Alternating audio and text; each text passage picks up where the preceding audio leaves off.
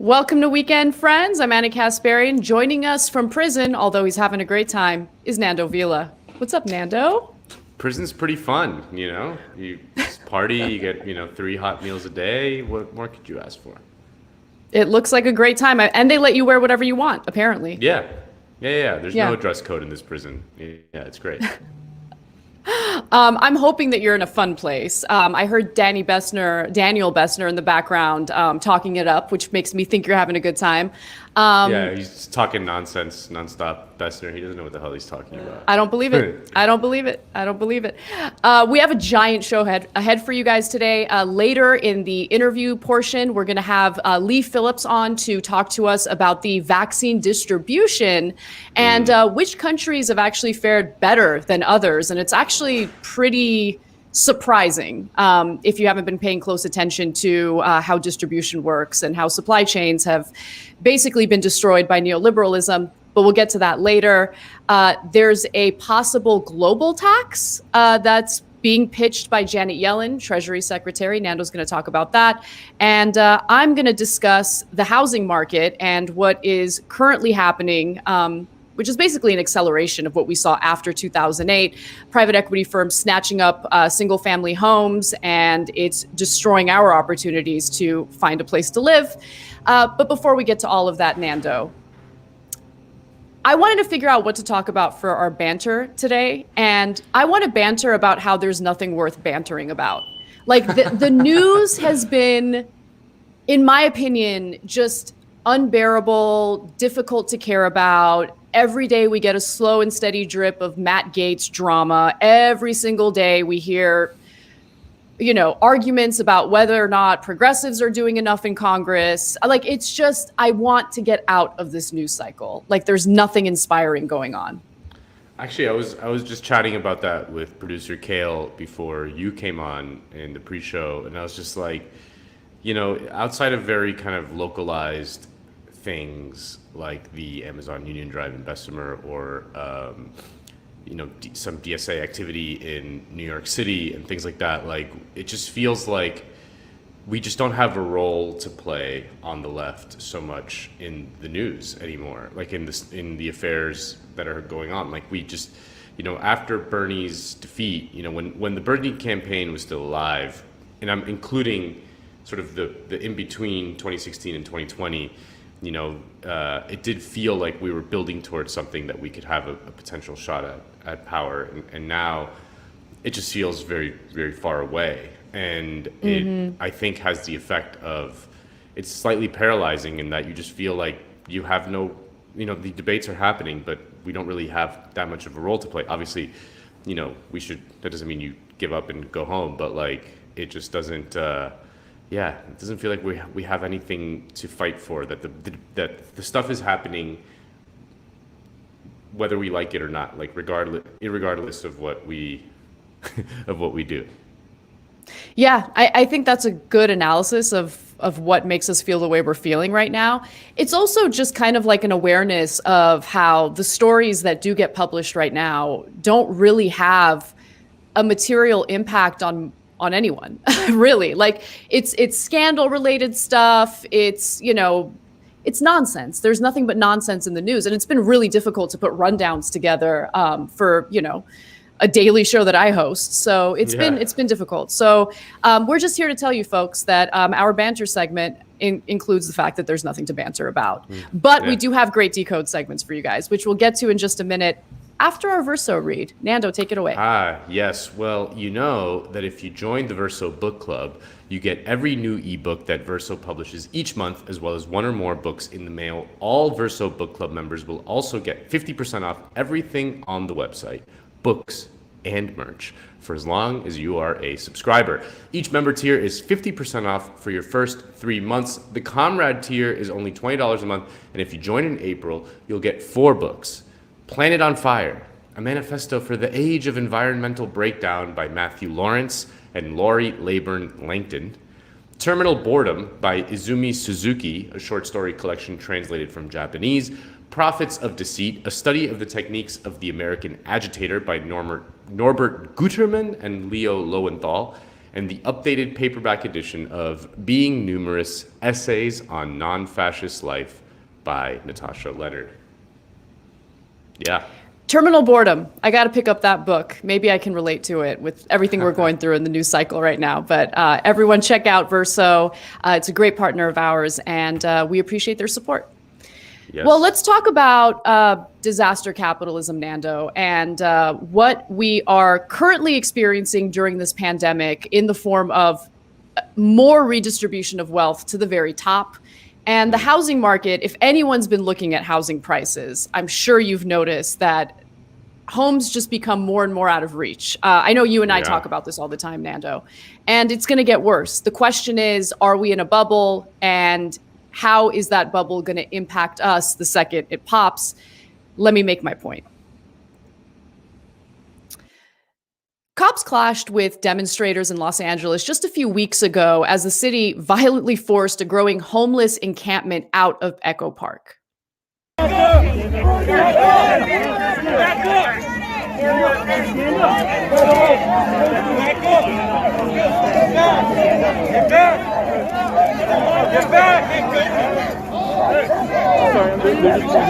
back! So the homeless encampment is actually one of many in Los Angeles where more than 60,000 people remain unhoused. And some set up tents right next to freeways and train tracks. Others find shelter under freeway bridges. But what was sold to Angelenos as a solution during the coronavirus pandemic has actually turned out to be a massive failure. So Los Angeles County, under the direction of Governor Gavin Newsom, began renting vacant hotel rooms to people, but that project actually didn't even really make a dent. Remember, we have about 60,000 unhoused people in Los Angeles. And so when the Los Angeles Times looked into this to figure out just how much Operation Roomkey housed people, they found that as of February, the county was renting 12 hotels with just 1,350 rooms through a program known as Project Roomkey. It plans to keep 11 of those 12 sites open through September at the latest, meaning that this is just a temporary solution to, I guess, deal with the pandemic. But even the temporary solution wasn't good enough. And to be clear, local officials didn't even really try to get reimbursed for the hotel rooms that they paid for. The Biden administration promised to reimburse the rooms for up to 100%. And we also learned from the LA Times that the county has requested $73 million from FEMA for Project Roomkey and has received $12.4 million. The city government has yet to request any money from FEMA for what it has spent on the hotel program. So they just kind of gave up, even though the Biden administration told politicians in Los Angeles, don't worry, we will reimburse you. They just kind of stopped applying to get that money. And now one housing advocate argues that there is federal money on the table, the literal FEMA response the mayor has been begging for, and yet the city has found excuse after excuse not to take advantage of it. But look, the real issue is that none of the solutions being proposed right now to deal with the lack of affordable housing and certainly to deal with homelessness look into the root of the problem. In fact, the core of the problem seems to remain unnoticed by government officials, both on a local level and on a federal level. It's treated as a commodity, owning a home, right? You're thought of as investing in something when you buy a home, but does it make sense to commodify something that is necessary for living a life of dignity, something that should be considered a basic human right, shelter, right?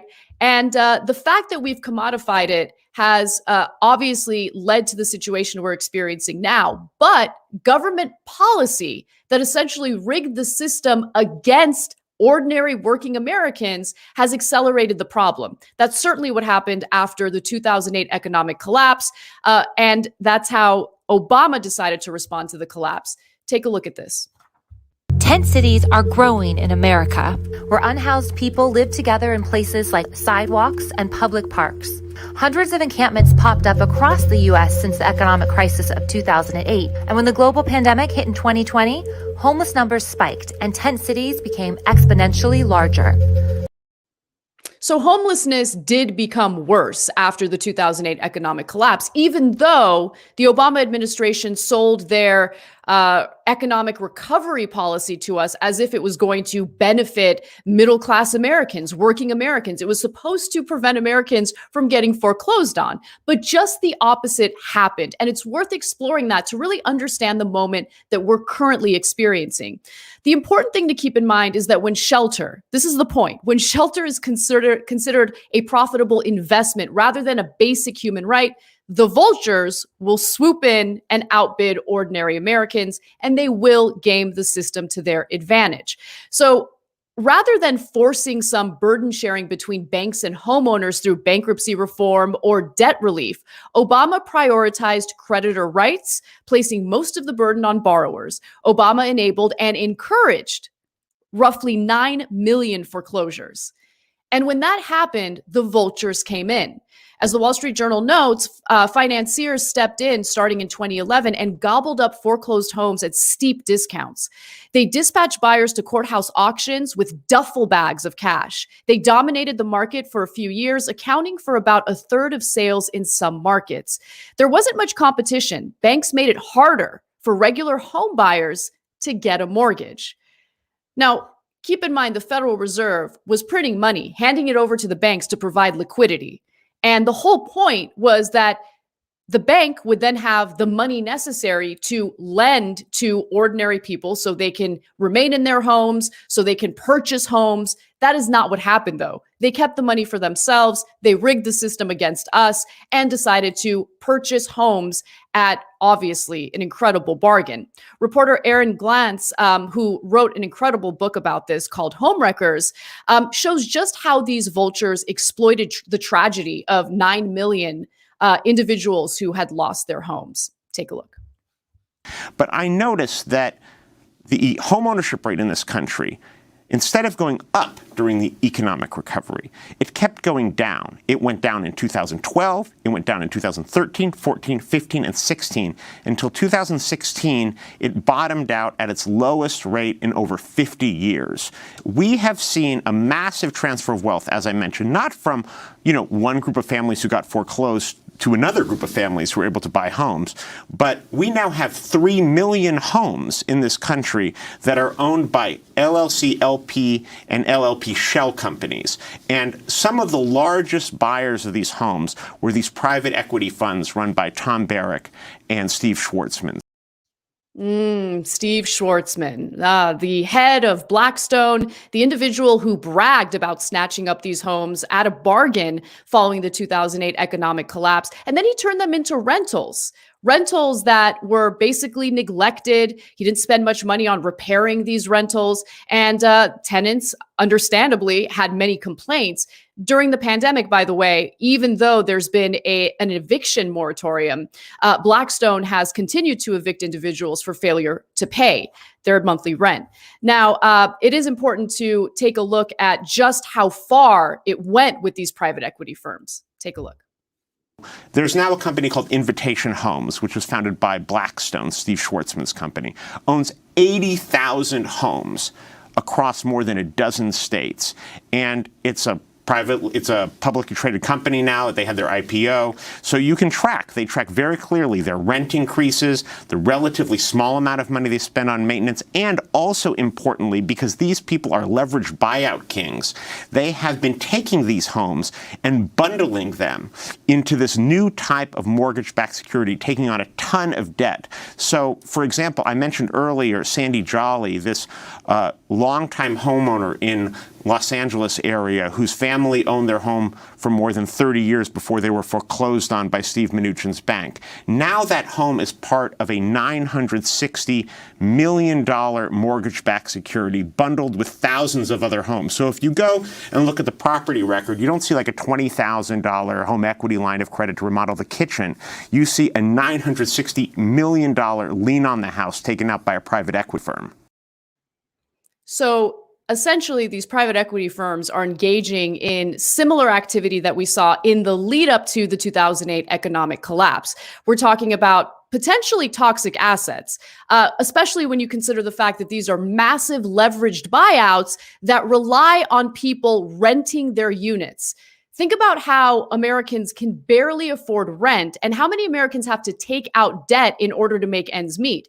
If the Federal Reserve increases how much it costs to borrow by increasing the interest rates, well, it would impact ordinary Americans who rely on credit in order to be able to pay their bills. And if they can't make their rent, what happens to all that outstanding debt that these private equity firms have? Anyway, that'll be a story for another time. But let's get back to what these private equity firms did after 2008 and how it's only been accelerated during this economic instability as a result of the pandemic. We, the US taxpayers, not only had to bear the brunt of the economic collapse, but when it came to essentially helping these banks and helping private equity firms purchase these homes, keep in mind that we subsidize part of it. I mean, it's a little complicated to understand, but Aaron Glantz does a good job explaining it in this next clip. When all of these bad loans came due and there was massive foreclosures, we, the taxpayers, the government, subsidized those foreclosures. And there were a lot of people who lost money during that time, but there were also people who bet on these failed banks and received government support to foreclose. And that included, as you mentioned, Steve Mnuchin, who's now our Treasury Secretary. He and his group of other investors, including George Soros, John Paulson, Michael Dell, the founder of Dell Computer, came in and bought IndyMac Bank, which was this failed Pasadena, California bank, and then proceeded to foreclose on over 100,000 families, including 23,000 seniors. Now, under the deal that he made with the government to acquire this bank, which the government owned because it failed, he and his investors paid the government nothing. And then, although he invested some of his own money in the bank, we then paid him to subsidize his foreclosures. And documents that I obtained under the Freedom of Information Act show that we paid his group more than $1 billion. We subsidize the foreclosures. I mean, if people don't think that this system is broken, I don't know what a broken system would look like. The 2008 economic collapse obviously was a crisis created by Wall Street, but it was a crisis that they not only got rich from, they only became richer after the crisis, thanks to policies that were sold to the American people as policies that would help us, as policies that would hold Wall Street accountable. But quite the opposite happened. And that brings us to where we are today. Private equity firms with billions and yield-chasing investors currently are snapping up single-family houses to rent or flip. They're competing for houses with ordinary Americans, people like us, and driving up the value of these homes. Now, some of these specific examples are important to take a look at because it's not about, oh, we don't have enough homes in construction. We need to do away with these zoning laws. I mean, we've heard about all of these like Band-Aid fixes, but at the heart of the issue is literally we're seeing developers building entire communities of new homes and then not selling it to couples looking for a starter home. What they're doing is selling the entire neighborhood that they just built to private equity firms, which then turn around and rent them out. The private equity firms aren't interested in selling individual homes to people looking for a place to live. And look, keep in mind that since owning a home is considered an investment under this system, it's really the only way that average working people can build wealth, right? Buying a home and then seeing the value of that home increase over the years. That is one of the only ways left for ordinary Americans to build wealth. But when you have private equity firms snatching up entire neighborhoods that were built intentionally for them to snatch up, then we've got a problem. And so the Wall Street Journal actually did a pretty good report on this, and they gave specific examples, including D.R. Horton, Inc., which built 124 homes in Conroe, Texas, rented them out, and then put the whole community, Amber Pines at Foster's Ridge, on the block. A who's who of investors and home rental firms flocked to the December sale. The winning $32 million bid came from an online property investing platform, Fundrise LLC, which manages more than $1 billion on behalf of about 150,000 individuals. And what about Los Angeles, where homelessness is obviously much more pronounced than any other part of the country? There's homelessness everywhere, but 60,000 unhoused people in Los Angeles County alone obviously shows that we've got a real problem here. And what we hear from our local lawmakers is that we just need to do away with zoning laws, right? It's just that we're not constructing enough homes. But it looks like we are constructing homes for private equity firms. Madison Realty Capital closed a $110 million loan on a project in Los Angeles where 220 of the nearly 700 home sites are being sold to investors. The original plans, derailed by the housing crash, didn't envision any rentals. So while Angelenos keep hearing about the lack of building, the opposite is really true. I mean, you can see it if you live in LA. You can see the high-rise luxury condos. You can see the high-rise luxury apartments that sit vacant. But the problem is, obviously, the housing that's being built is being built with the sole purpose of making the rich richer. And also, let's keep in mind that in a globalized economy, we need to keep track of the foreign private equity firms that come in and snatch up US-based real estate, something that should be outlawed. Now, there's a lot of criminality tied to that in the form of money laundering. But then there's also just private equity firms looking for a place to park their money and get rich. Foreign investors barely registered in these markets a few years ago. Now they account for nearly a third of institutional investment in single family rental homes. Just to give you a few specific examples, you have German insurer Allianz SE, which last month said it is investing in a venture to buy more than $4 billion of U.S. rental homes. Singapore's sovereign wealth fund, GIC, is backing plans by Quinn Residences to buy single-family rental homes across the southeastern United States. And the pandemic has been particularly brutal to the personal finances of millions of Americans. We've had the moratorium to prevent people from getting evicted or foreclosed on. Now, of course, people have still been evicted, but what happens once that moratorium is lifted, and just how many Americans are currently in forbearance? Well, the Mortgage Bankers Association in their latest report found that 2.3 million homeowners are in forbearance plans.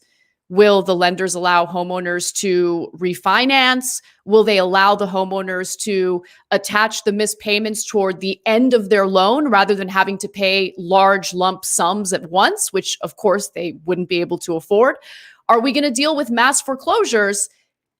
Well, it looks like we might. And if we don't have solid government policy to prevent that from happening, we're going to see more private equity firms come in and snatch up these single family homes and essentially rent them out for themselves. And Blackstone doesn't even hide the fact that they're doing this. I mean, here's one recent headline. Well, it's from September of 2020 from Bloomberg showing that Blackstone to boost mobile home bet with $550 million deal. I mean, they're snatching up properties, low end, high end, it doesn't matter.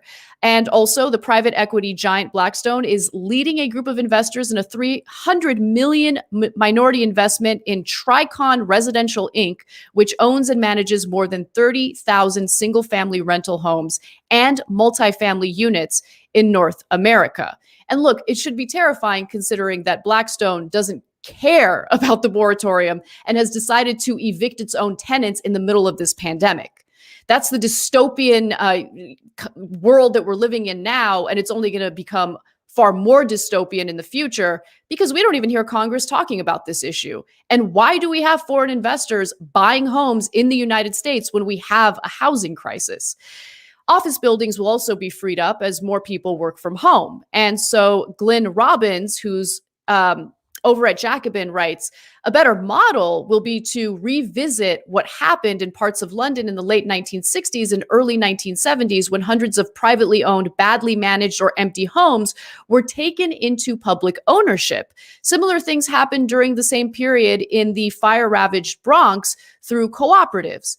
And look, that actually is a great idea. Making these homes owned by the government to ensure that public housing is available for people makes more sense than what we're experiencing now. But remember, disaster capitalists under the system that we're living in right now never miss a good crisis. And so here's one private equity guy who noticed that commercial real estate's in trouble. So he's decided to buy it at a bargain. Take a look. Hotels are in deep trouble. The share of hotels currently behind on their mortgages rose to just over 18% in December, according to Fitch Ratings. That's even worse than retail real estate. But it creates an opportunity for investors like Peters to buy properties to convert at bargain basement prices. It's kind of a win-win-win. The community wins, the residents win, the investors win. Now, Peters has 2 other hotel conversions under contract, one in Minnesota and one in South Dakota, which he's getting for about half the value it was appraised at 3 years ago. He compares this with what happened during the subprime mortgage crisis a decade ago. Millions of homeowners defaulted on their mortgages, and investors came in to buy the properties and convert them into rental housing. So you're going to see a lot more of this soon. Wow, Diana, you seem real happy about that. It is kind of incredible how CNBC sells this as if it's a good thing. It's not. To have private equity essentially purchase up every bit of real estate available so we all live under these slumlords is not a good idea. But again, we got to get back to the core of the issue. Real estate is seen as a hot investment opportunity. It's seen as a commodity when in reality, it should be seen as a basic human right. When you have a profit model behind something, that's when the vultures come in, and that's when they clearly will game the system against us. And that's obviously what's happened here. What we need to have is a true focus on public housing. We need to ban foreign investment in residential real estate at least. And one other thing to keep in mind is maybe there should be a limit on the number of properties an individual can buy or a company can buy. The fact that wealthy people can just snatch up dozens of homes across the country also doesn't make sense when we keep hearing this argument that we have a lack of homes available. Obviously, the system is broken and Americans are suffering as a result of that. FDR had good solutions to this, but it didn't really deal with the core issue, something that obviously something that Wall Street and private equity firms have been able to roll back throughout the years to further game the system to their advantage. So we're experiencing this right now, Nando. I was really lucky to get into the market before it became completely unattainable, and I bought a little condo, and I'm happy here. But buying a house is just, it's never going to happen with the way things are going. Yeah, I mean, it's in the point you make about foreigners. I mean, it's not to like become some sort of like ardent nationalist. It's more about like the fact that housing needs to be for the people that live there, that live here. Yeah, exactly. Like it needs to, for obvious reasons. I'm from Miami, and it's been crazy to see in the last couple decades how the city has transformed into a sort of playground for largely Latin American oligarchs, but also Russian oligarchs and just wealthy people from around the world, while the residents of Miami are living under some of the highest housing burdens in the country, meaning like the ratio that they pay on average in housing vis-a-vis wages. And so you have to do something to put a stop to that, because there's plenty of buildings being built in Miami. I mean, just look at, there's cranes everywhere, and every time I go back, there's like 3 new buildings in downtown or in Brickell. But the vast majority of that is just being bought up by wealthy Venezuelans or Brazilians or Colombians or whatever, and it's not really being used for the benefit of the people who actually have to live and work in Miami. I mean, this is true also in New York. If you look at Midtown Manhattan on any given night, I mean, it's crazy just how empty these buildings in one of the most desirable real estate markets in the world. I mean, it's crazy. Like it's Manhattan, like really like. Yep. Just one of I think the densest area in the United States. It's just large swaths of it are fully fully empty. So yeah, it's crazy to me how not of a political issue this is. You know, like you'd think there's nothing more fundamental to someone's life, you know, outside of like food, shelter, you know, and the breadth and depth of the crisis is just so deep that it's bizarre to me that there's no I don't know, that there's not more being discussed about this. And you're right that the solution is public housing in some way, you know, just vast expansion of public housing with things like rent control as well, and a ban on foreign investment. I mean, it's crazy, but it's really infuriating just how bad the problem has become.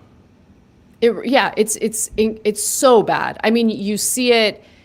There isn't a single part of LA County that doesn't have a massive encampment in it. You know, I mean, you see it right in front of you. There are fires, like outdoor fires, because they, you know, they'll have propane or whatever just to keep warm at night. And it's amazing how many people complain about it. It's amazing how people complain about how much they're personally spending on housing every month. But it seems like people have difficulty kind of connecting the dots, right? There's still like this mentality of, oh, well, if they're homeless, they did something wrong to get there. But honestly, any worker in this country is one medical emergency away from finding themselves in a similar spot. And LA County, for instance, just to mention one other point that I think is important, LA County was considering taxing landlords who have vacant units because there are more than 100,000 vacant units in Los Angeles alone. And obviously we have 60,000 homeless people. Like, let's figure out like how we can get these units rented. And so the idea was, if you're not renting it, we're going to tax you to give you a disincentive to keep it vacant.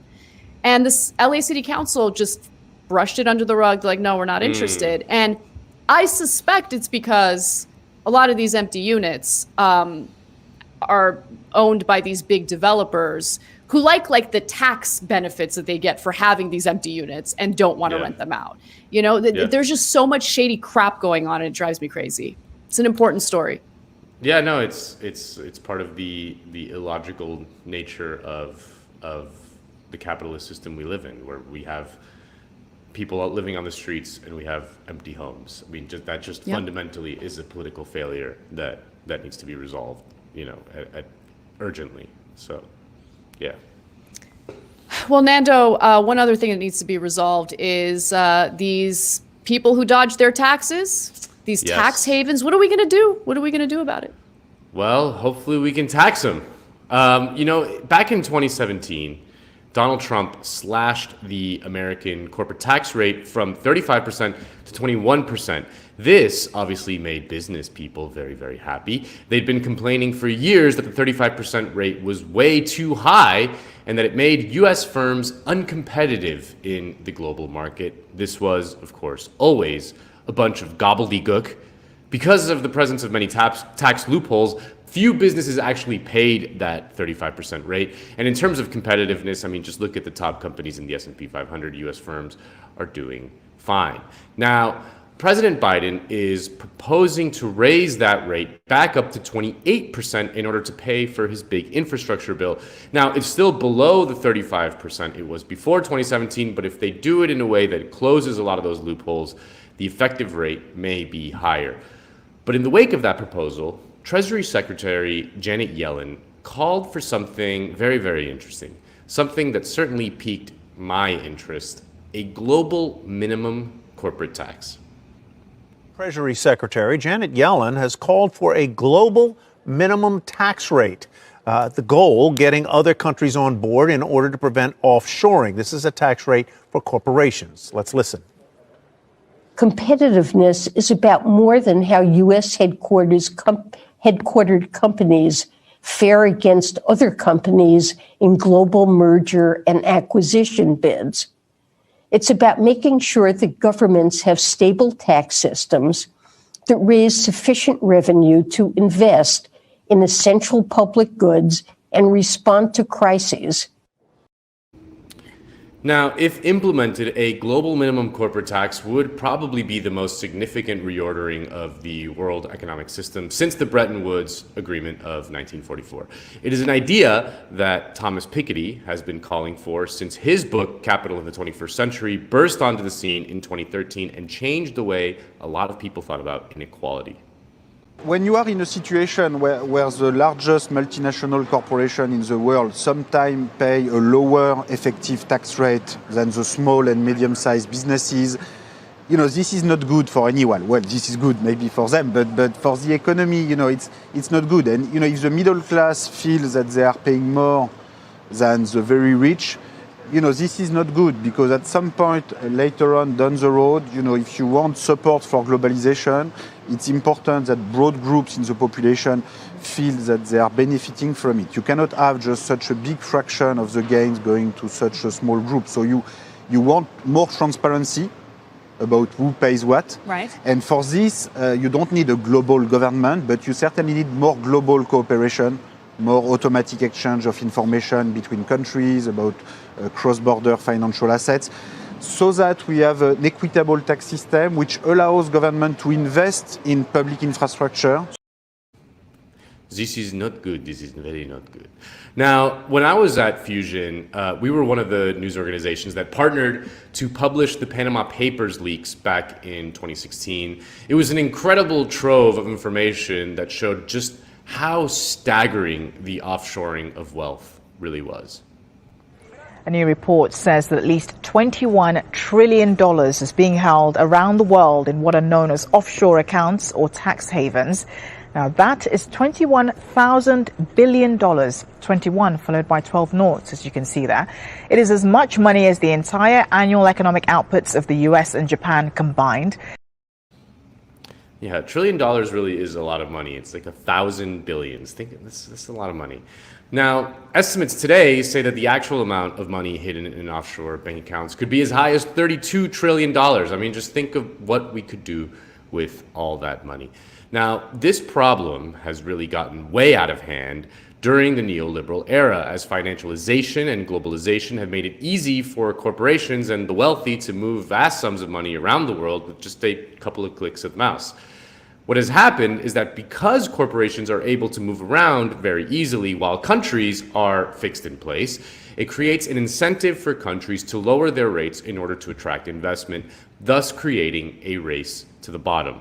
According to a study by economists Emmanuel Saez, Gabriel Zuckman, and Kimberly Clausing, quote, international tax competition and profit shifting have led to a large decline in effective corporate tax rates. Between 1985 and 2020, the global average statutory corporate tax rate has fallen from 49% to 23%. In the United States, the average effective tax rate on corporate profits has fallen from close to 50% in the 1950s to 17% in 2018. Multinational companies also shift paper profits between their various subsidiaries, including subsidiaries incorporated in offshore tax havens with zero or close to zero rates. As a consequence, there is increasing concern about corporate tax base erosion due to such profit shifting. The scale of this problem is quite large. As one example, in 2017 data for U.S. multinational companies, they report offshore accumulated earnings of $4.2 trillion, $3 trillion of which was in tax havens. And perhaps the most famous example of this kind of corporate tax avoidance has been Google, the host platform of this very program, who for years has been doing something called the double Irish to avoid paying taxes. Now, what is the double Irish, you say? Well, it's a lot less fun than it sounds. This is from the Irish Times. Quote, it's best described as a loophole or a quirk in the Irish tax code that allows companies to incorporate or set up here while remaining tax resident elsewhere. It meant Google and other companies could place their intellectual property patents in subsidiaries that were legally based in the Republic but not treated as being domiciled here for tax purposes. Instead, these companies put their IP in vehicles located in tax havens such as the Cayman Islands or Bermuda, where companies pay no income tax. This allowed them to channel billions of euros of profits through Ireland and onto Irish incorporated entities elsewhere, avoiding tax on a grand scale. The internet search giant Google has been using this double Irish to funnel billions in corporate profits through Ireland and onto Google Ireland Holdings, the parent company for Google Ireland, which is located in Bermuda, effectively putting them beyond the reach of U.S. tax authorities. Google Ireland Holdings recorded $14.5 billion in untaxed profits in 2017 on turnover of $22.3 billion, while having 0 staff on its books. But Google is not the only offender. According to Ryan Cooper in The Week, between 1980 and today, the percentage of foreign profits booked by U.S.-based multinational corporations in tax havens has tripled from less than 20% to almost 60%. There is no sign of the trend stopping either. In 2020 alone, 9 countries cut their corporate rate. Now, as you would expect, the business community is none too pleased with the new proposed tax plan.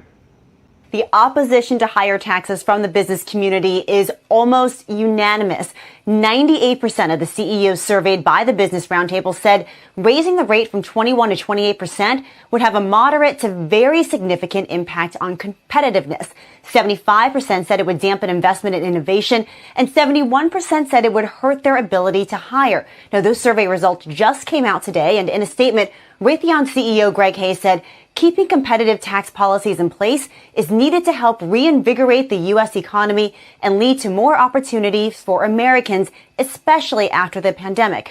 Now, Raytheon has projected it would have to pay an additional $1 billion under Biden's tax plan, and it warned it may slash R&D spending by 20%. Now, a good rule of thumb is if the Raytheon CEO doesn't like something, it's probably a really good thing. Now, specifically with regards to the global minimum corporate tax, Foreign Policy magazine ran a funny op-ed by a guy named John Sullivan, who was a special advisor to the chairman and staff economist at the White House Council of Economic Advisors during the Trump administration. John Sullivan wrote, quote, "In the unlikely event that Yellen's plan succeeds, one winner would be China. Ever since he was a provincial official, Chinese President Xi Jinping has viewed corporate taxation as part of how China competes with other countries. If rich democracies in the OECD tie their hands on corporate taxes, they'll be handing China, which is not an OECD member and unlikely to adopt the proposal, an opportunity to use tax rates and breaks to lure even more investment into China. This would directly undermine the Biden administration's stated goals on diversifying supply chains and containing Chinese power. In the more likely event that the administration's global corporate tax plan fails, the embarrassment thus created would hand propaganda points to Russia." Propaganda points, that's a new one I've heard. If the Biden administration's global minimum tax fails, it'll fail after Western democracies have spent at least several months arguing it's a solution for reducing global inequality. Russia, perhaps by weaponizing information on tax evasion by wealthy Westerners that's collected by its security services, will be all too happy to remind the world how U.S.-led multilateralism floundered at the attempt to stem all that inequality. Oh no, not more propaganda points for Russia. You gotta love that kind of op-ed. I mean, it just puts a smile on my face. Now, President Biden has dismissed critics of the plan in the most Biden possible way by saying, quote, "You have 51 or 52 corporations of the Fortune 500 that haven't paid a single penny in taxes for 3 years," he said. Come on, man. Let's get real. Now, the global minimum corporate tax, if handled correctly, would make this kind of scheme impossible. And beyond the actual tax revenue that it would raise, which is significant, on a more fundamental level, it would shift the balance of power between corporations and governments, which, in theory, are accountable to us, the people. If governments don't work together, then corporations can exploit that competition between states for their own benefits. If states have some level of cooperation, they can avoid the race to the bottom, which has been occurring for decades. The one thing that I wonder about this plan is what happens if you have one state that decides, no, we're going to offer a lower rate.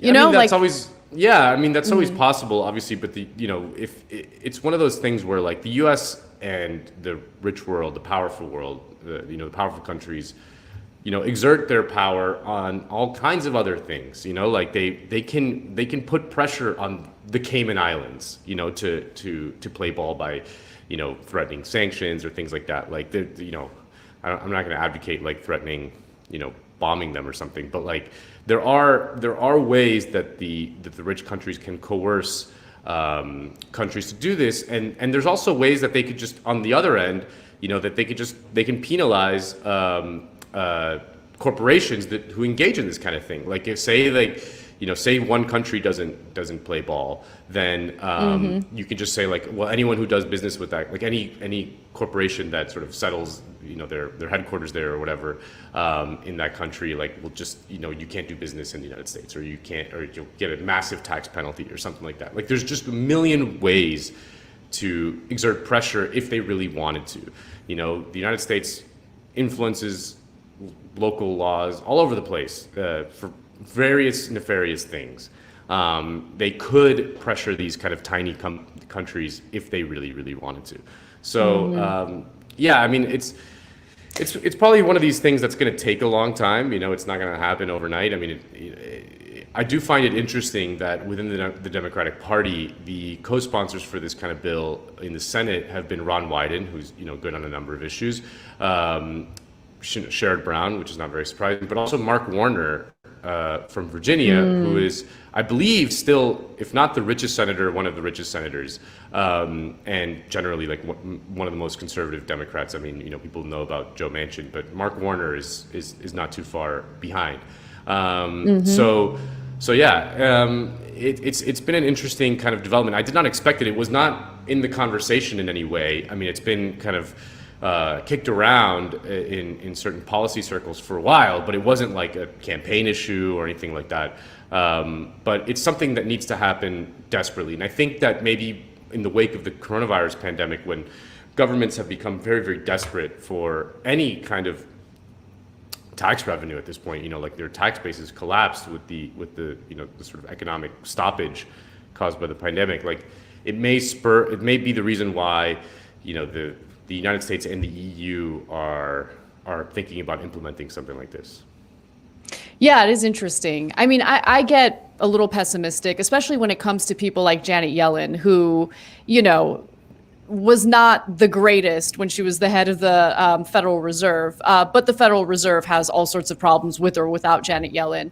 And keep in mind, like, she was paid $11 million in just a short time span, 2 years, to just give speeches on Wall Street. I mention that because the very people who would be impacted by this global tax, this global minimum tax, are the very people who have, paid her bills in the past. So there needs to be like a will to fight for this, and I'm pessimistic on that. But I do agree that it's a good proposal.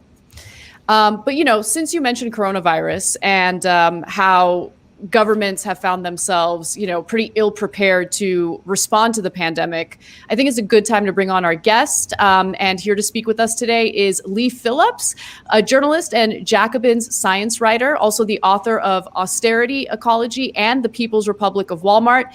He has a forthcoming article in Jacobin on state failure and the global vaccine rollout. Leigh, thank you for being here. All right, glad to be here. I feel very special because we got to read the draft of that upcoming piece, and it was fantastic. It was really good. In fact, I learned quite a bit about the distribution of the coronavirus vaccine all around the world. And,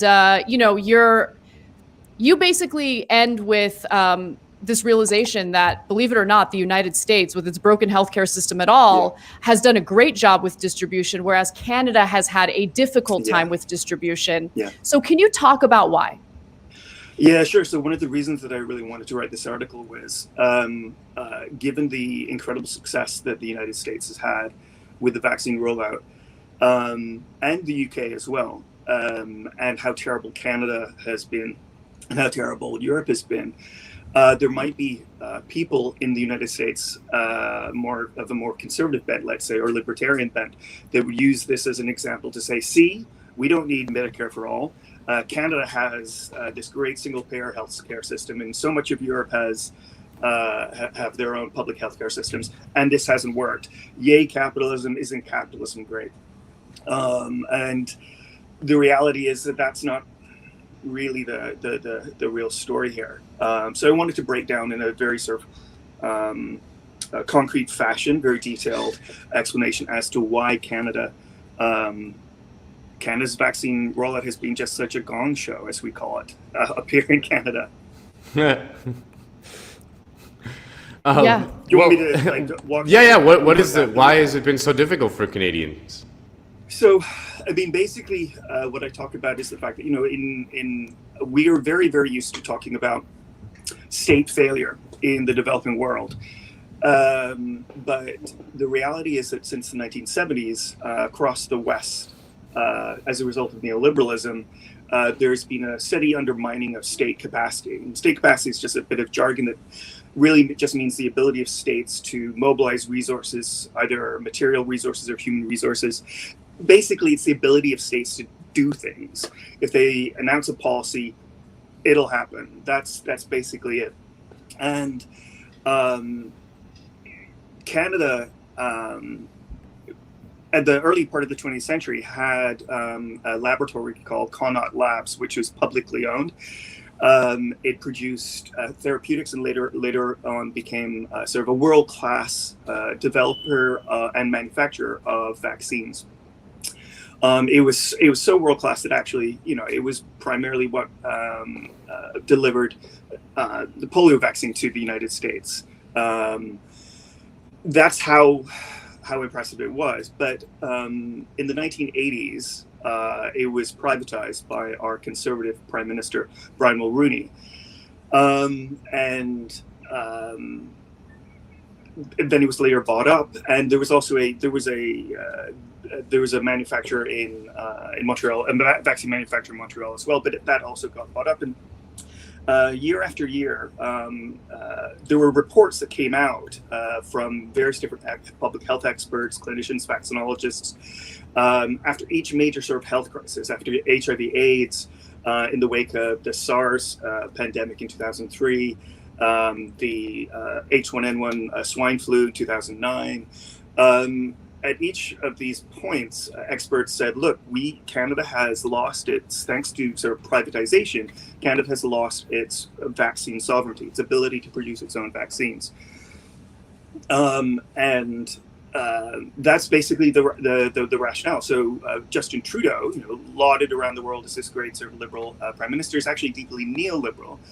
And he basically bet the house on buying vaccines from other areas instead of having paid attention to all these expert reports saying that well ahead of the pandemic, you need to establish a vaccine research, developing, and crucially manufacturing capacity in Canada.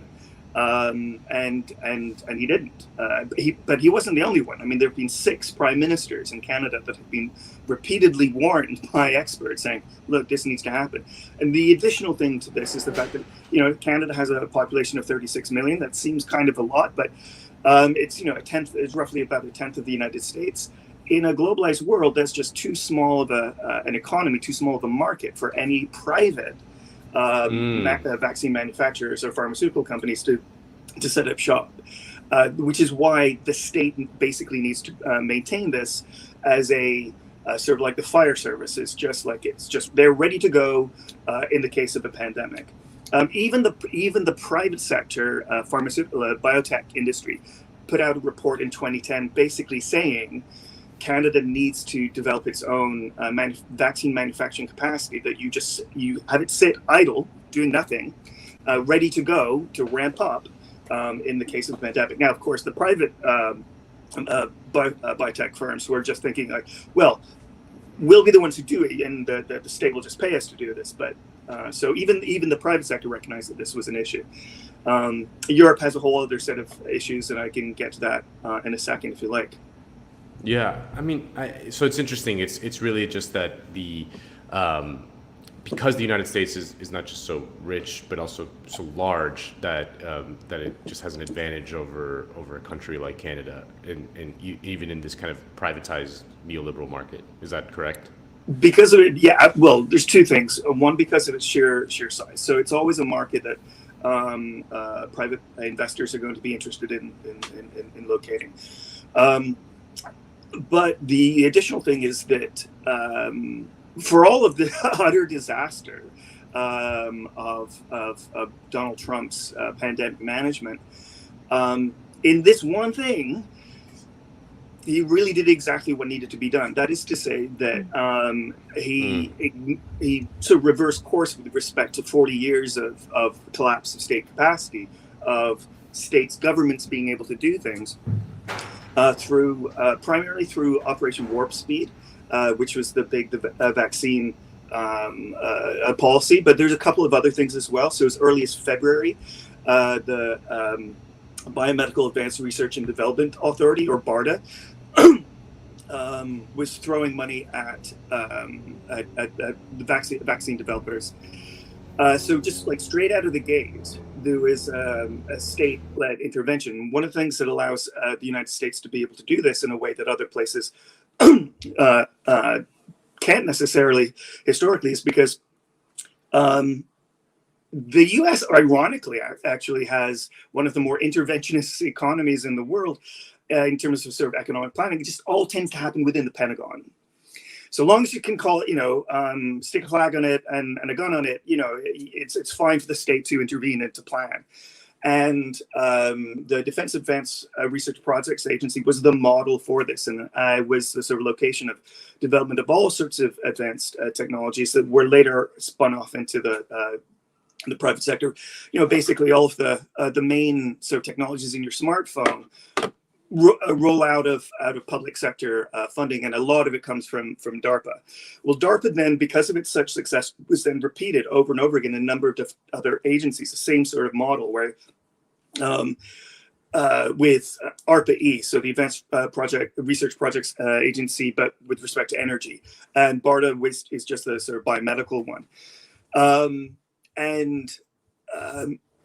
So there's that, then Operation Warp Speed, and then in addition to that, there was the sort of advanced purchase agreements. So advanced purchase agreements basically tell the manufacturer, don't worry, whatever you come up with, we will buy. Even in some cases where it may the clinical trials turn out that it's not working. It was just too important, and so you bet on everything. And it was stunning. It was absolutely amazing. And as a result, and one of the sort of technology platforms used both for the Pfizer and the Moderna vaccine, mRNA technology platform, for a long time, this was sort of wallowing in university labs, government labs, and it had never really been there. There had been a sort of trip from the lab bench through to commercialization, and that's what this did. And it isn't just applicable to COVID. This is a revolutionary technology that early results coming in now suggest that we may be able to possibly have finally a vaccine for HIV/AIDS, potentially even a universal flu vaccine, which is like being the holy grail of infectious disease response for decades, because a universal flu vaccine means it's all flus would be susceptible to it. And of course, we were ready or thinking that we would have to be facing down a deadly flu virus as the next pandemic, not a coronavirus, potentially less deadly. And so this is wonderful. I mean, Matt Bruenig, the sort of the socialist policy one, with the People's Policy Project, he jokingly tweeted a few days ago saying that from the focus of effective altruism, Operation Warp Speed could be make Trump the greatest president in history, simply because of the millions of lives saved. I mean, he's clearly trolling there a little bit to focus on the importance of government to do things. And of course, later on, by the end of the year, Trump clearly just dropped the ball and focused entirely on trying to overturn a democratic election. And so the vaccine rollout began to sort of falter at that point. Can talk about, and I've been blabbing, but I can talk about how wonderful Biden's rollout has been for many of the same reasons. We'll get to that in just a second, but I just want to just lay it out like clearly. Like the big difference in state capacity between the United States and Canada really is the United States' ability to essentially flex state power and force the manufacturing of the vaccine in the United States. I mean, like the Defense Production Act, invoking that was so important. Yeah. So that's so fascinating, because really the manufacturing of the vaccine has nothing to do with the system of healthcare in that country. No. So whether you have a single payer healthcare system or an incredibly broken privatized system in the United States, that's actually beside the point. And it's important to like really parse that out, because to your point earlier in the interview, you know, and you quote him in your piece, Boris Johnson had said, because they're doing a great job in the UK as well. He said the reason we have the vaccine success is because of capitalism, because of greed, my friends. But clearly that's not true. And so can you talk about what makes the UK different from the European Union, which has also had a lot of difficulty with the vaccine? I mean, it's just such a strange thing for Boris to say. The great irony here is that his health minister, Matt Hancock, had completely screwed the pooch with respect to PPE early on in the pandemic, around sort of March, April last year. Such a scandal that nurses were having to fashion gowns out of garbage bags, trash bags. In one case, people were fashioning masks out of, like, going to diving stores and buying full face snorkeling masks, and kludging together their protective equipment that way. And Matt Hancock almost lost his job as a result of this just complete disaster. And he turned on a dime. He's a Tory, he's conservative, he's no friend of mine. But his real lesson out of this was, the government's got to do this. And so very, very early on, around February, they're already working hand in glove with the vaccine developers. All along the way, they are going in and saying, and keeping a close eye. They're going into at all the different stages in the supply chain, saying, what are you going to miss? What are you going to miss? How can we fix that? And this is almost identical to what Biden has been doing with the use of the defense, the DPA. Basically anticipating shortfalls in the supply chain before they even happen. Using this in the United States, using this old Korean War era act that allows basically the government to make private investment decisions instead of the investors themselves, prioritizing where material is going to go, prioritizing certain contracts. And basically the same thing happened in the UK. It's just that, you know, there wasn't sort of a name for it. The Matt Hancock just went and did that. And whereas the EU never did that. In fact, the EU doesn't have the state capacity to do that. It isn't properly a state. It simultaneously sort of removes, hauls out democratic accountability, it removes sovereignty at the nation state level, while never really absorbing it itself at the EU level. There's a lot of discussion from some sort of more conservative critics of the European Union in the UK, so describing it as a super state. It's kind of, if anything, the main problem with the EU that it isn't a super state. That it only has 30,000.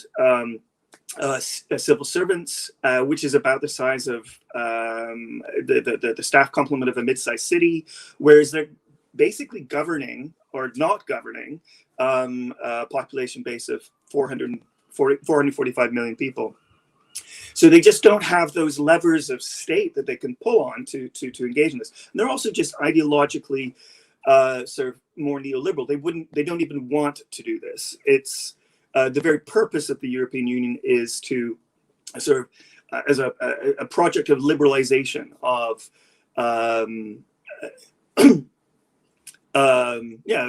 effectively a neoliberal project. And so the very structures that it has itself are reflective of that ideology. So, for example, where in the US has the Food and Drug Administration, which is a unitary, centralized assessment entity, and it's effectively a consumer protection agency, making sure that that drugs are safe. Now, there's all sorts of problems with that and regulatory capture, but the fundamental argument I want to be making here is that it's still at least a unitary, centralized, very powerful agency. The European Medicines Agency, by contrast, isn't a consumer protection agency at all. What its purpose is to harmonize between the 27 different drug agencies across the 27 member states, plus in the case of COVID, Norway, Liechtenstein, and I think it's Switzerland. Anyway, there's 3 European states that are not member states but are participating. And each of those agencies have to, in the case of the COVID vaccines, had to sign off on their approval. And of course, that's incredibly bureaucratic of way of processing these things. It slows things down enormously. And this isn't even just my opinion. I mean, this is basically the analysis of.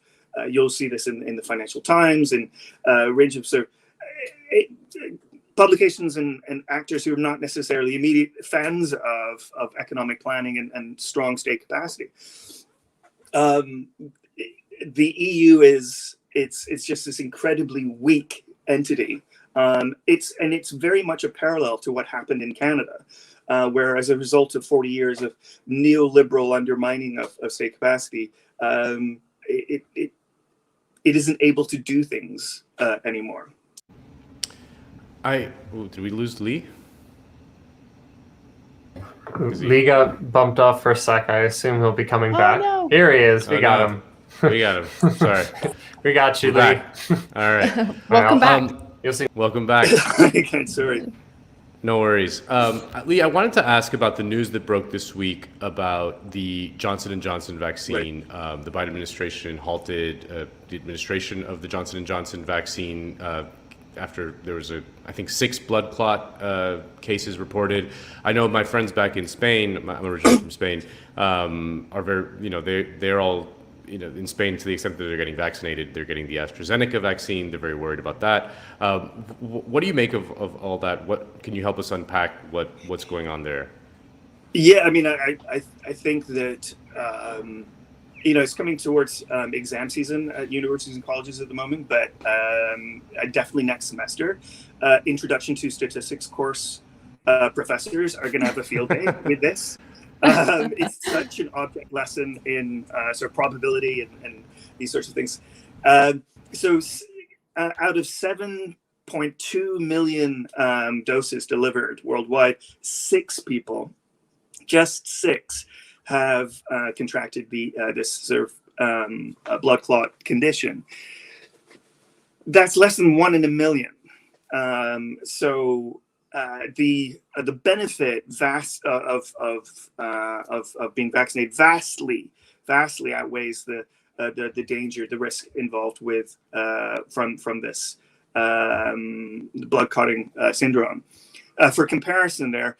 So 1 in a million, basically 6 out of under 1 in a million, really. So for comparison, your chances of dying in a fatal car accident are 1 in 10,000. Your chances of being struck by lightning are 1 in 500,000. So that puts it into context. Again, with the AstraZeneca, have a similar syndrome occurring. It's just 222 out of 34 million, or 4 to 6 people out of 1 million. So, I mean, the pause may make sense, but not to stop delivery. The rationale behind the pause is to give scientists and public health officials a chance, a bit of a breather, to be able to understand how to treat it.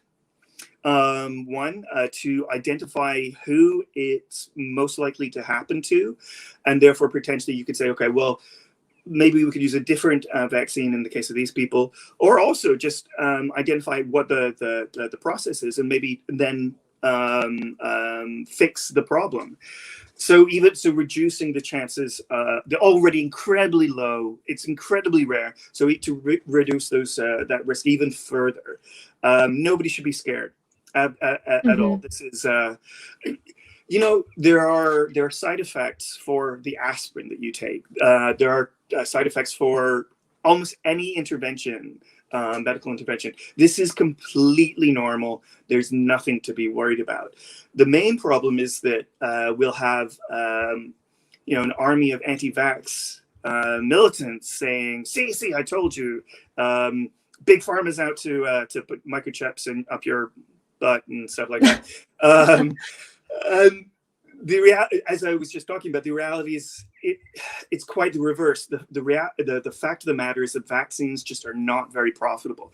That's why, in the last few decades, the number of companies involved in some aspect of vaccine manufacture has gone from 25 down to 5. Part of that is consolidation, but the bulk of it is just that the problem from a profit point of view is once you're vaccinated, you're not going to buy that vaccine again because you're done. The problem is solved.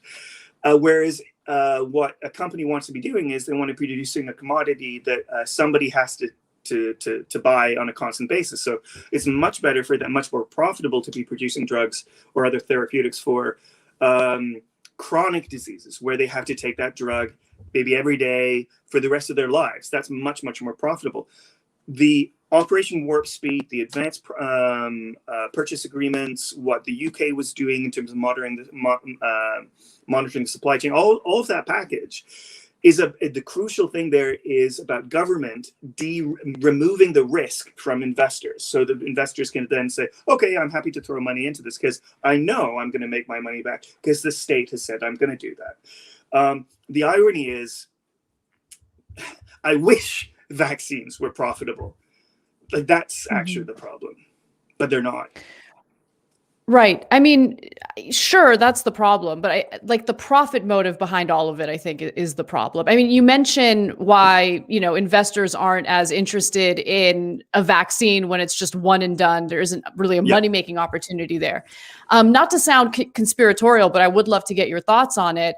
Doesn't that also provide a disincentive to find cures for things as opposed to develop treatments? Yep, yeah, that's exactly I remember right. being young and my parents would say that, and I'd be like, "You guys are crazy." But no, now I get it. I guess I just need to grow up a little bit.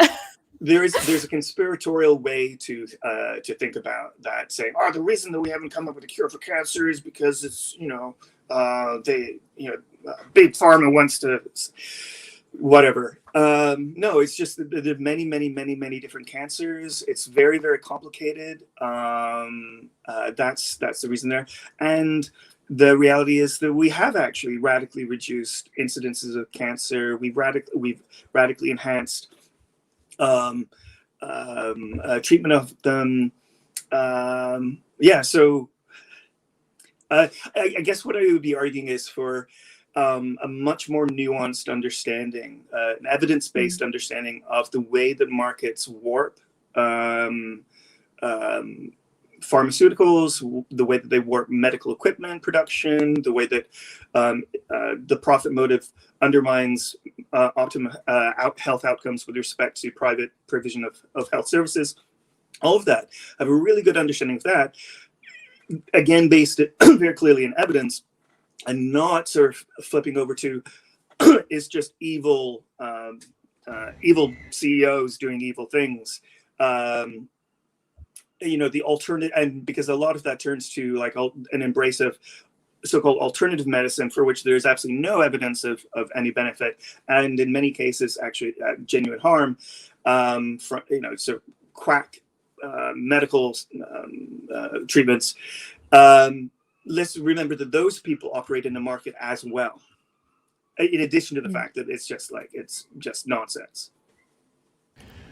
What do you make of the proposals to, I mean, I'm sure you agree with them, but the proposals to waive patent restrictions in the in WTO and things like that for the vaccine to allow developing countries to manufacture their own versions of, say, the Pfizer vaccine or whatever.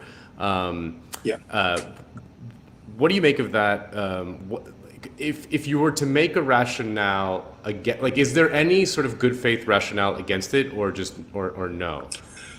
So I think we absolutely have a responsibility to the rest of the world to lift those patent protections, let rip, both in for a sense of, out of justice that brown people deserve to be vaccinated too, but also just for our own protection. The longer that the virus continues to circulate, in the developing world or just anywhere, the more variants will emerge that undermine the efficacy of our own of our vaccines, even if we have a fully vaccinated population in the West. So it just epidemiologically, it's stupid not to do this.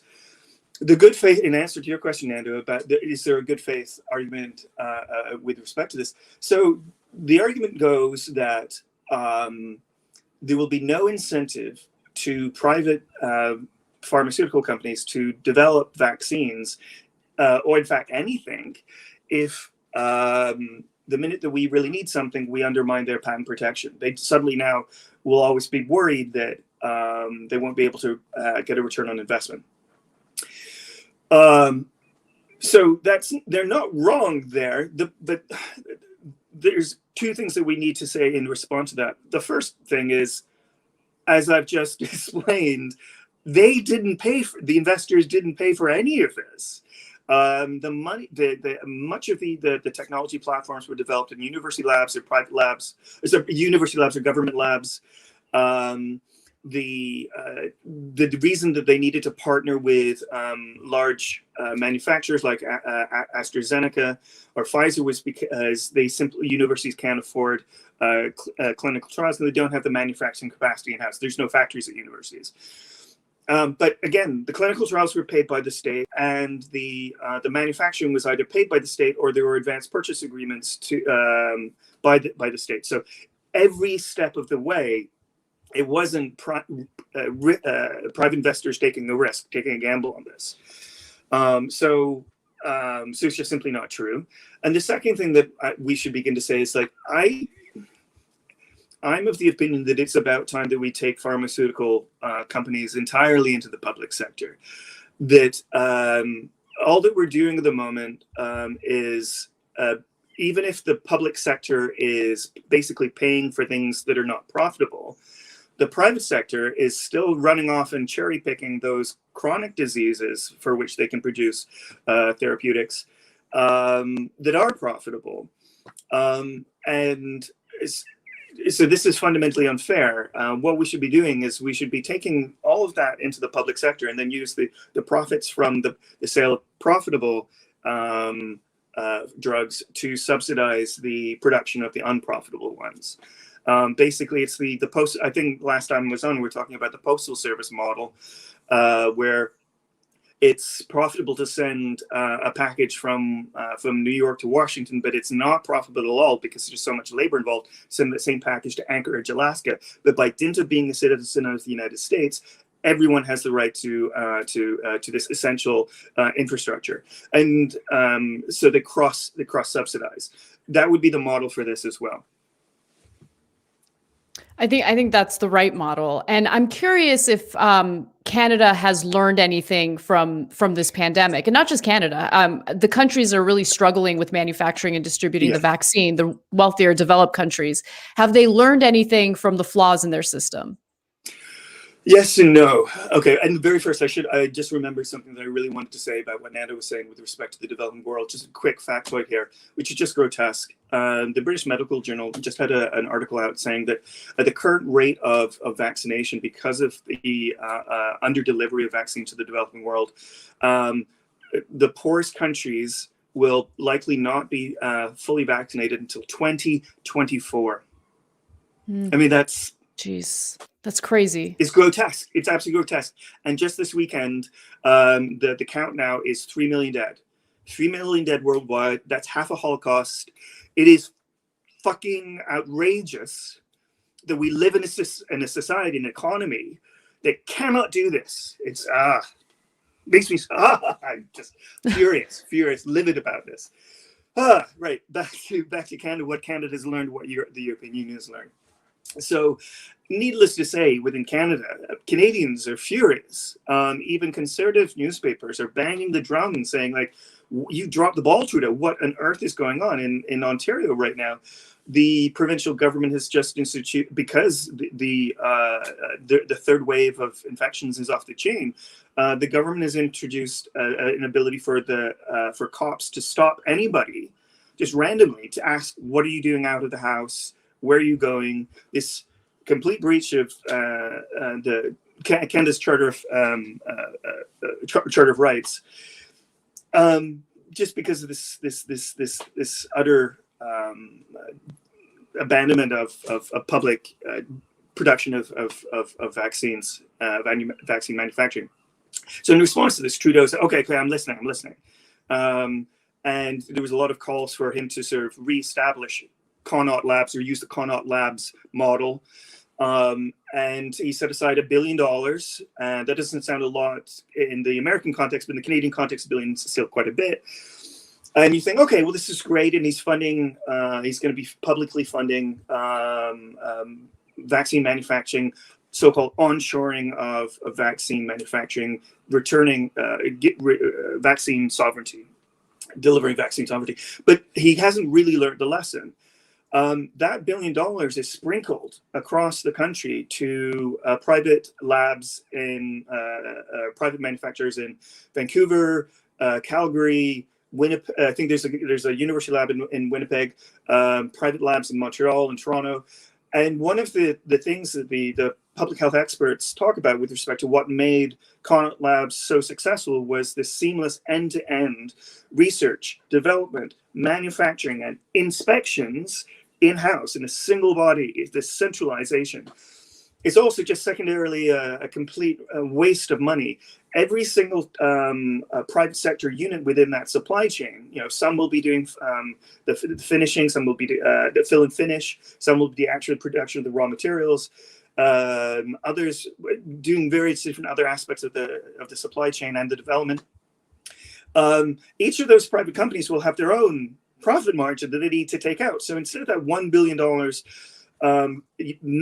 being used to its maximum effect, the full $1 billion, large chunks of that will be taken out just as every different unit within that fragmented, diffuse private sector entity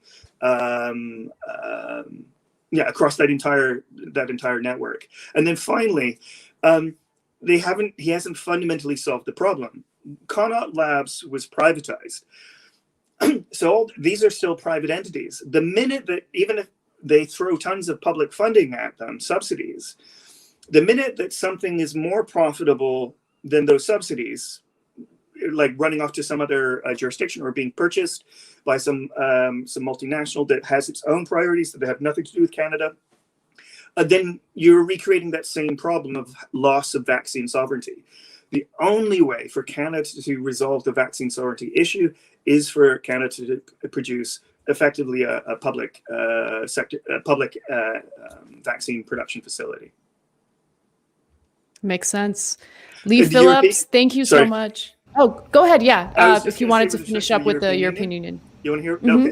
Okay. So the European Union has also sort of, despite all their fire and brimstone that they're hurling at the UK, suggesting that the UK is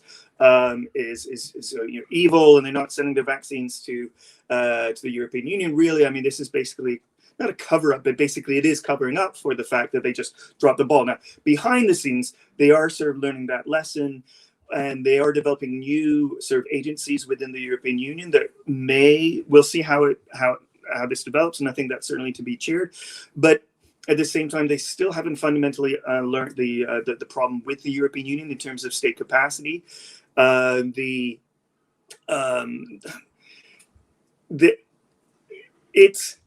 It's not the European Union basically still exists to remove to hollow out state, to neoliberalize the state in its member states.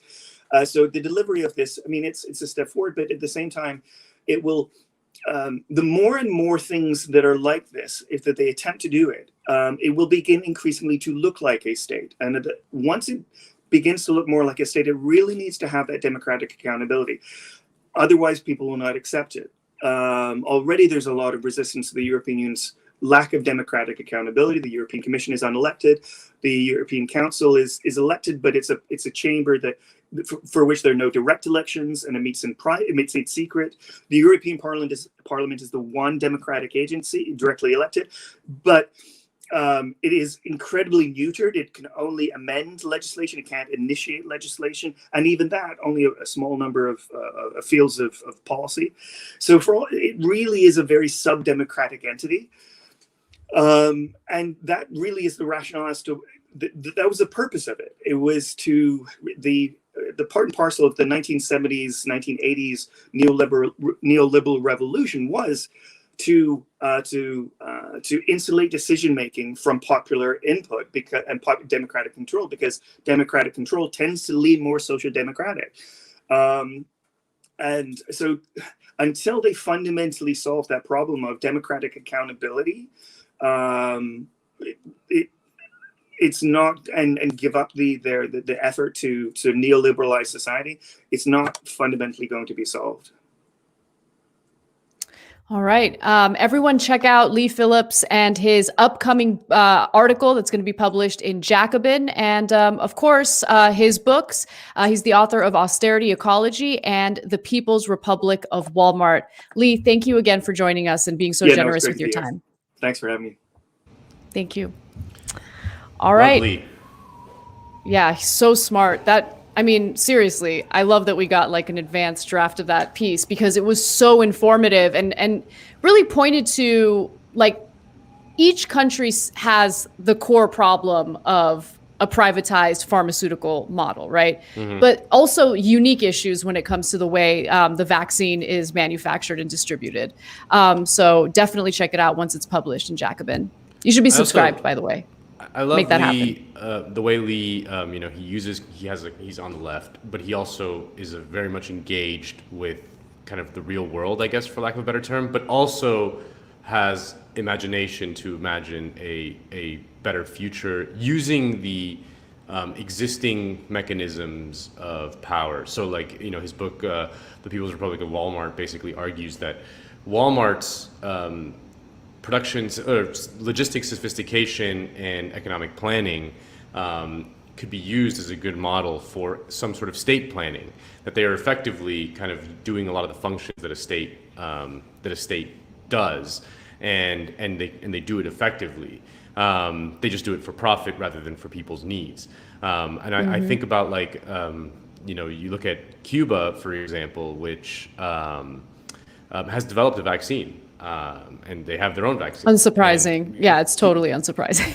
Yeah, and it's Cuba's not to like incredible. Yeah. Yeah, and it's the reason why it's not out of like some romantic notion about like Cuban ingenuity or whatever. It's just that they have state planning and that they have a strong state, like as Leigh was talking about, that is able to dedicate its resources to something like this. What he talks about, like state capacity, like you do a policy and then you actually go ahead and do it. So Cuba, which is a poor island nation, is able to do it because it has a state that has strong capacity within those constrictions, but they use it for their own people's needs.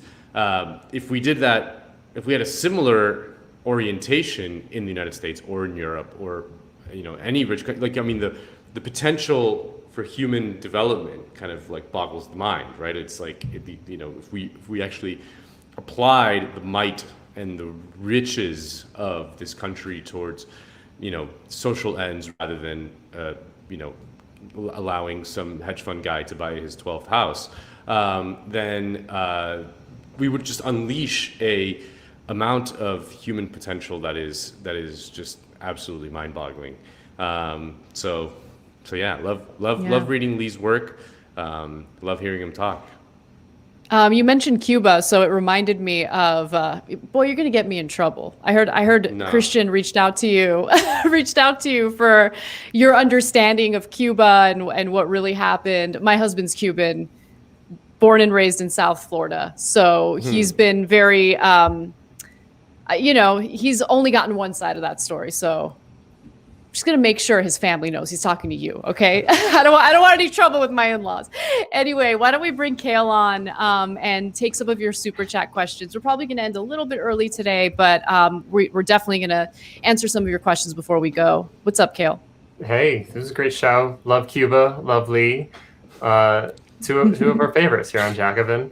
And always appreciate Leigh coming on and sharing his infinite amounts of wisdom on like every topic. So, okay, there's a couple super chat questions already in, and I'm going to pull those up in a second. But if you want us to answer anything live, we're live. This is happening right now on Saturday, April 17th. Send us a question via super chat, and we'll do our best to answer it.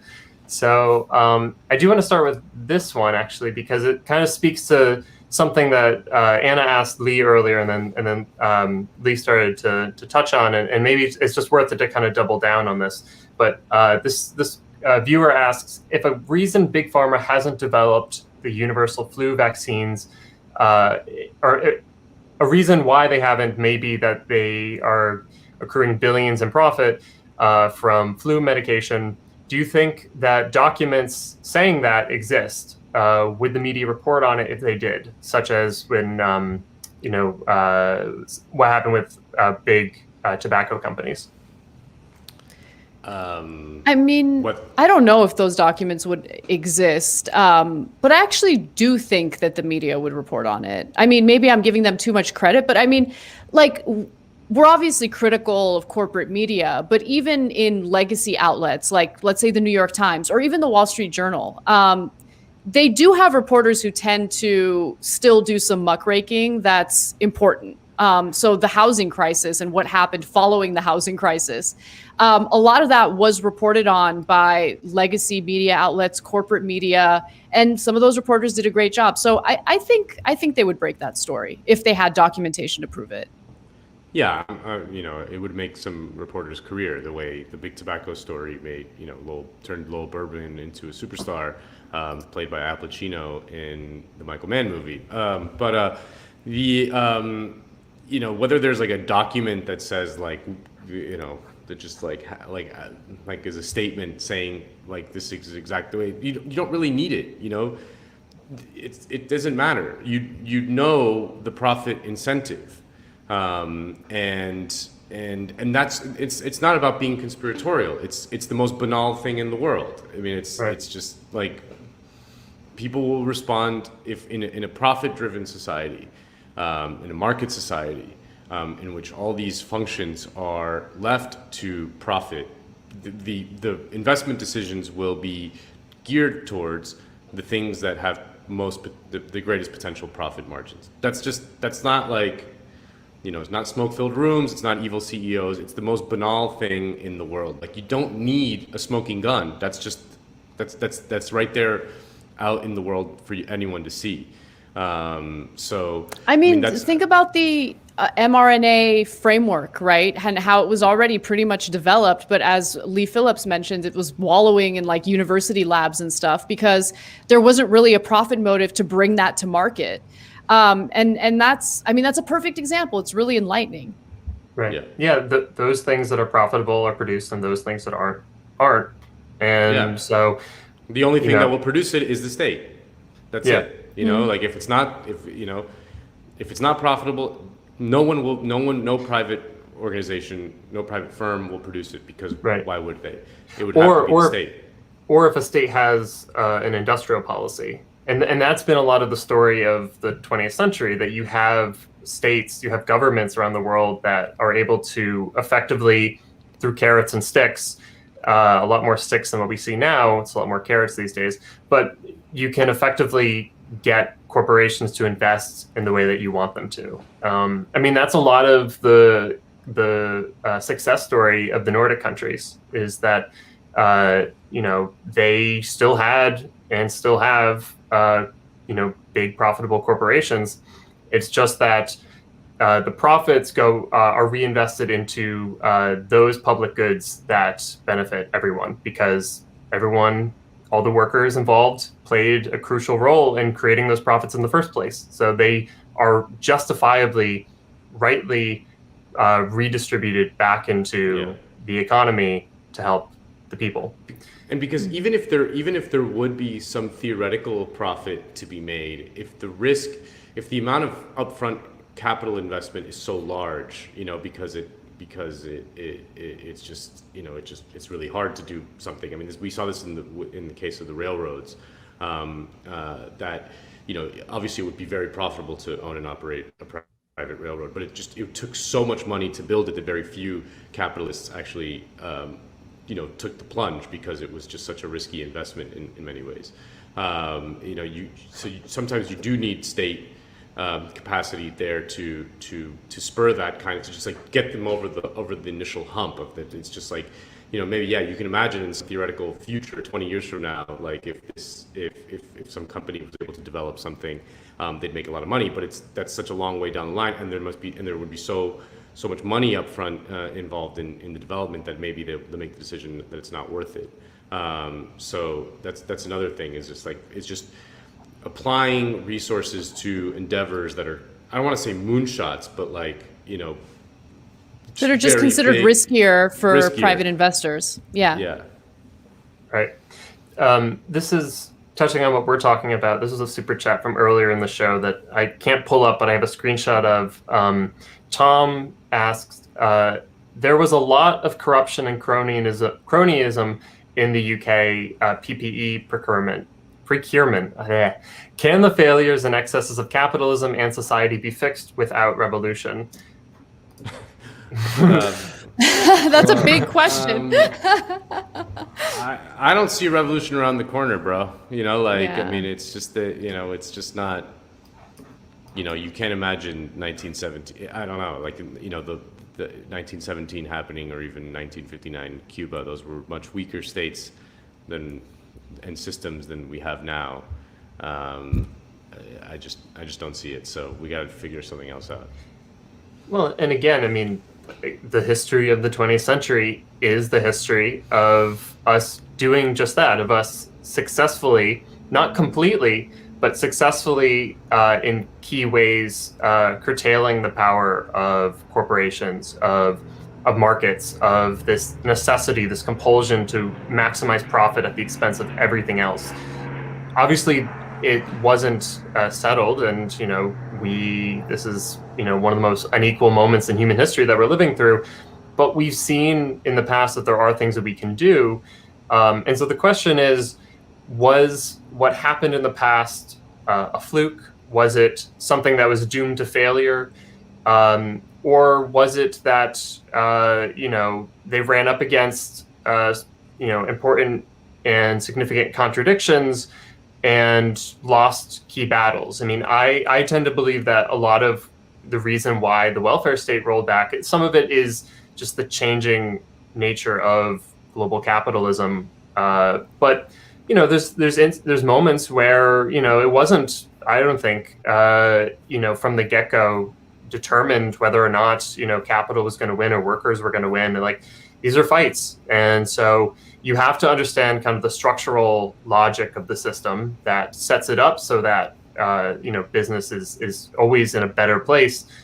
But, we can, in fact, make changes within capitalism. And, I'm a socialist, but I think it's still kind of an open question to see how far we can go. We should redo, not exactly, but we should strive for something like social democracy, which is something we've seen, again, the last 100 years. And then we need to find the ways in which we can move beyond that so that we can guarantee that people's life chances are not dependent on their abilities or their performance in markets. Some markets probably will still exist. And sometimes you can use profitability to good ends, and that's what we're talking about with industrial policy, that, you force corporations that have this incredible ability to make, a ton of wealth and production. You should push that effort, that endeavor, into something that produces public goods for working people.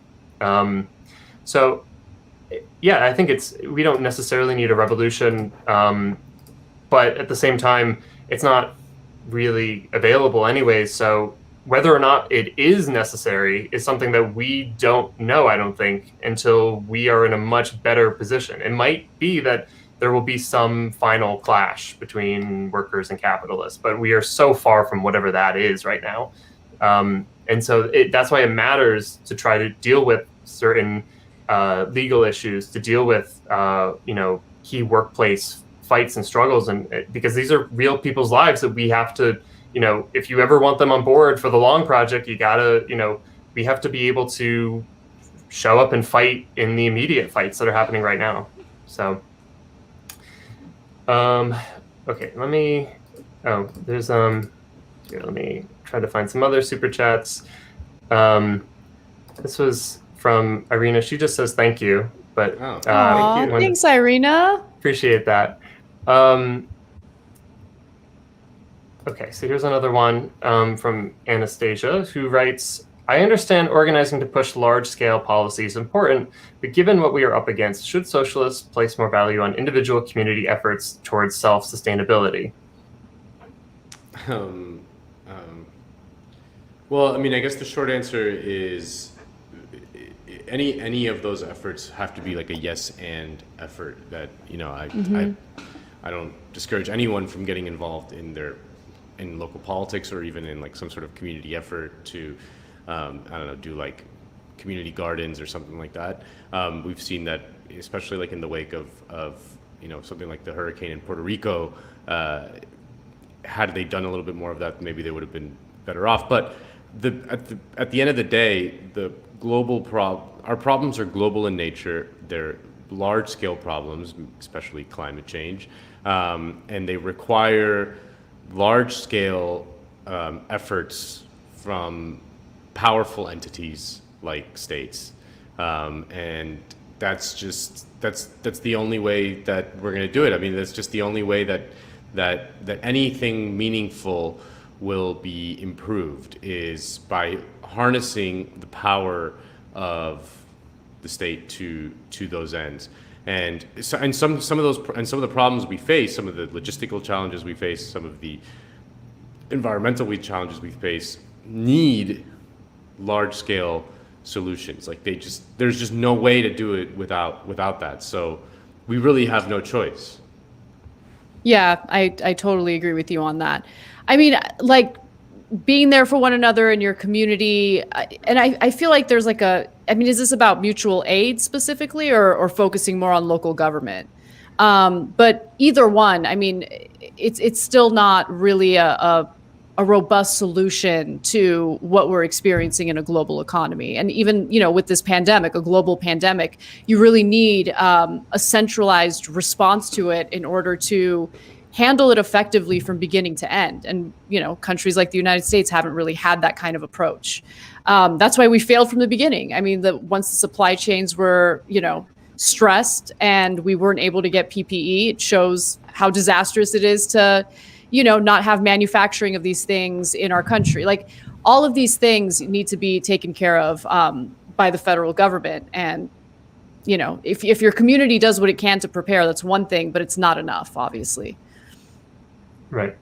I think that's totally correct. And so people who are focusing on, the smaller fights, the more immediate fights, whether it be smaller in, the problem it's addressing or, in the ambition or the location, the amount of people, whatever it is, that's not to discourage anyone from doing these things. We need, this is a moment where we need to be taking care of one another, but we also need to understand, like, the only way that you're going to deal with the structural problems is at a far larger kind of plane of battle. And so we should understand our fights as being, aspects of a larger fight, or at least we should, we shouldn't just label it kind of, well, I'm being anti-capitalist because I say I'm being anti-capitalist or something. You should be genuinely trying to do what you can, where you can, to challenge those in power because they're creating injustices in the world. And sometimes that's small, sometimes that's, most of the time it's at a very large scale. But, we should understand these efforts as not disparate, but or we will succeed when they're not disparate, when all of these efforts are in fact kind of culminating in a much larger political project and vision, even though, again, in a country like ours, we largely lack a lot of the infrastructure for those kinds of larger fights. And so that's something else that, I think we have to think seriously, how do we move forward in building that kind of infrastructure? Whether it be independent organizations, working class parties, things like that. And Scott, I'll just put this super chat up. That we need solidarity and more empathy with each other. We have to pull together internationally. Mutual aid can help. It isn't everything. Yeah, I think that's part of what we're saying. Okay, last super chat, and this one's fun because Jerry had asked us a moment earlier what some of our favorite movies with socialist ideology are, or some that explore issues that progressives care about. And he mentions Parasite. So I don't know if he's saying that is our favorite or if he's asking if it's our favorite, but yeah, it's a good one. Parasite's good. There's, the other one, the other Bong Joon-ho movie, Snowpiercer, also is an allegory for, a class stratified society. Sorry to Bother You is a socialist movie that is in recent times very good. There's a movie called Madawan, which is very good. That's from the 1980s. And then there's a documentary that everyone should watch is the documentary about the miners' strike in Kentucky, and it's called, what's it called? You know what it's called, Cale? Yeah, Harlan County, USA. Harlan County, USA, exactly. 100% worth watching. Really remarkable footage of a labor struggle in the 1970s that turned pretty violent, and is just, I think it should be required viewing for everyone watching the stream. Yeah, I would also mention, just real quick, on top of that, Barbara Kopel, who's the director of Harlan County, USA. I mentioned this a couple weeks ago, actually, but her other movie, American Dream, is really worth watching too. On the Hormel meatpacking plant strike in 85 and 86.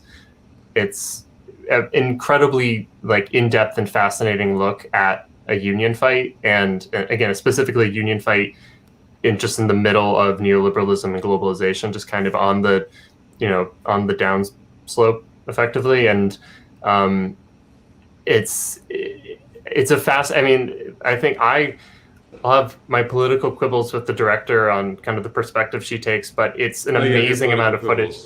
Oh, you have your political quibbles. Yeah, Cale's got his political quibbles with Barbara Kopel. Let's call her up and maybe they can have a debate about how to make my a better favorite thing is documentary. Nando trolling Cale. It's hilarious. I don't even want to say my real answer. Anna, you go. No, go ahead, Cale. Don't let him bully you. Come on. It's funny, but don't let him bully you. What's your real answer? You guys should check out the movies of Rainier Werner Fassbinder. He's a German director. Oh, get out of here. Okay, real quick. It's not a socialist movie per se, but it just came out on Netflix, and I thought it was really well done. And it talks about, honestly, the underlying issue is the private long-term end-of-life elder care system, and it's called I Care a Lot. Did you see that, Nando? I haven't seen it. It's good. So good. Yeah. It's With good. It'll Rosamund make Pike. your blood boil. Yeah, your blood boils watching that, and it's just watch it and just know that what's happening in that movie happens all the time in that industry. It's disgusting. There's a show on HBO Max. I think it used to be on a different network, but now it's on HBO Max called Warrior, which is it's good. So good. I was gonna bring it up.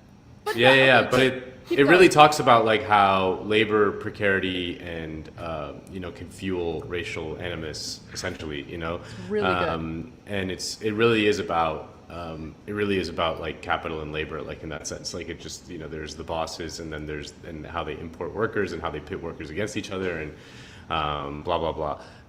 Also, there's a lot of good kung fu fighting. So if you enjoy some kung fu fighting and pretty I thought effective capital and labor analysis. Warriors for you. That show is so underrated, right? Like, yeah. And I agree with you. The theme is so important, and I think it's rare in a series, you know. So I really enjoyed that. And anyway, it's got many layers to it. The one non-substantive thing that I'm going to say is Assam's character is like, you'll love it, ladies. You'll love it. Just watch it. Hot. You'll learn something. You'll enjoy it. He's super hot. Like, I can't get enough. Anyway, it's a really good series. Class struggle for the ladies. All right, before we go, I want to say, please hit like, please hit subscribe, share us with your friends, share Leigh with your friends. Check out Leigh's piece when it comes out. It's really good. We don't mean to hoard all of Leigh's good writing, but you will get it soon in the interwebs. I think sometime later next week. And maybe in the next issue of Jacobin, Cale Brooks is going to publish his quibbles with his political quibbles with Barbara Koppel, why she is not sufficiently sophisticated in her politics. So the debate of the decade that no one wanted. All right, and everyone check out Cale's piece in Jacobin. Yes, from posting to politics, baby. Made me feel good about my life choices, So sometimes I wonder, we're yapping all day on the podcasts and on the YouTubes, and whether it has any effect, or whether it's just totally useless. The answer is it's a mixed bag, folks. Yeah, it is, but it's not enough. Yeah. All right. Thank you, Cale, and thank you to everyone watching. Nando, as fun as always. Yes. All right. I never know how to end this thing. It's always super awkward. When I'm doing TYT, I've got a hard out. So I'll be like, post game is next. And then it ends. Yeah. So you know what? We don't have a post game. See you later. Bye. Later.